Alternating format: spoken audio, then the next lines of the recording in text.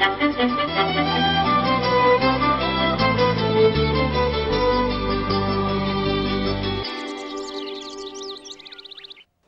24শে December brigade parade গ্রাউন্ডে লক্ষ্য কণ্ঠে গীতা পাঠের আয়োজন করা হয়েছে।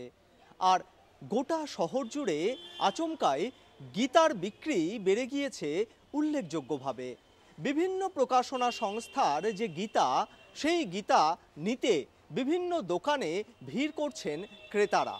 হঠাৎ করে এই বিক্রি বেড়ে যাওয়াতে যে সমস্ত প্রকাশনা সংস্থা রয়েছেন তারা জানাচ্ছেন যে আগামী 24শে ডিসেম্বরের এই লক্ষ্য কণ্ঠে গীতা পাঠকে সামনে রেখেই বহু মানুষ আসছেন এবং গীতা কিনছেন।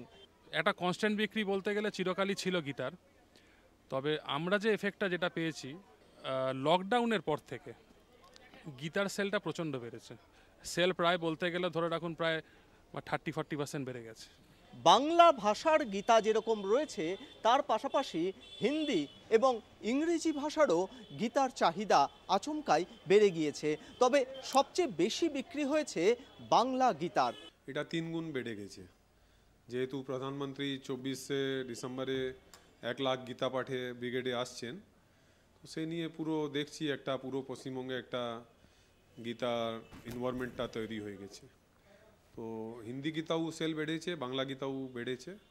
আমরা 14 ভাষায় প্রকাশন করি, আর এমনি আমরা অল ইন্ডিয়া অর্ডার পাই, আর আমাদের এখান দিয়ে গীতা বাংলাদেশেও যায়। গীতা কিনতে এলাম। প্রথমত আমি নিত্য গীতা পাঠ করি, শুধু নিজের চিন্তা চেতনা বা মননকে সমৃদ্ধ করার জন্য গীতা ব্যাখ্যা, সহজ সরল ব্যাখ্যার মাধ্যমেই গীতাটাকে পড়া উচিত আবশ্যক।